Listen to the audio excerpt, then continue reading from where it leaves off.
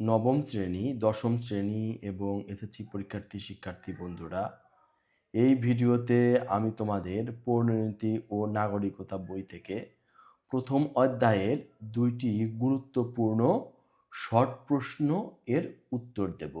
এই 2টি শর্ট প্রশ্নটি তোমরা সৃজনশীল প্রশ্নের, জ্ঞানমূলক এবং অনুধাবনমূলক প্রশ্নেও ব্যবহার করতে পারবে।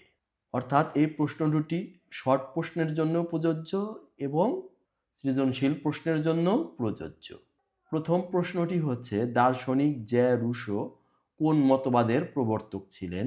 প্রশ্ন 2, রাষ্ট্রের চরম ক্ষমতা কোনটি? ব্যাখ্যা করো।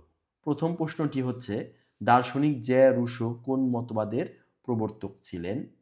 উত্তর, ফরাসি দার্শনিক জ্যঁ রুশো মূলত সামাজিক চুক্তি মতবাদ এর অন্যতম প্রবর্তক ছিলেন।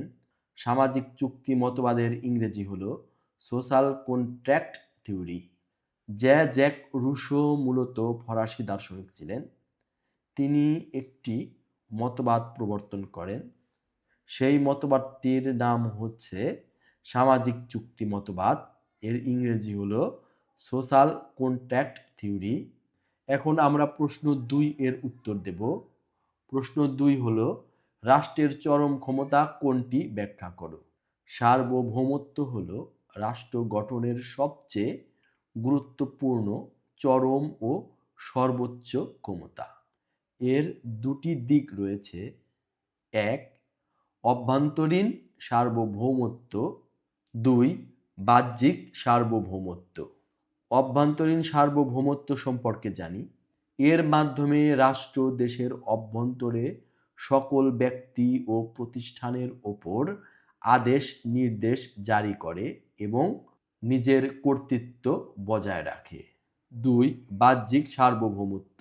এর মাধ্যমে রাষ্ট্র দেশকে অন্য কোনো বিদেশি শক্তির নিয়ন্ত্রণ বা হস্তক্ষেপ থেকে মুক্ত ও স্বাধীন রাখে। মূলত সার্বভৌমত্বই একটি রাষ্ট্রকে অন্য সব প্রতিষ্ঠান থেকে আলাদা ও শক্তিশালী করে তোলে। শিক্ষার্থী বন্ধুরা, প্রশ্ন দুটি খুবই গুরুত্বপূর্ণ। এই প্রশ্নটি পরীক্ষায় আসার মতো প্রশ্ন।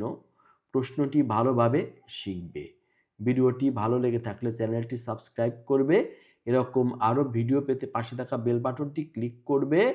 ভিডিওটি তোমার বন্ধুদের নিকট পৌঁছে দিতে ভিডিওটি শেয়ার করবে। ভিডিওটিতে একটি লাইক দেবে।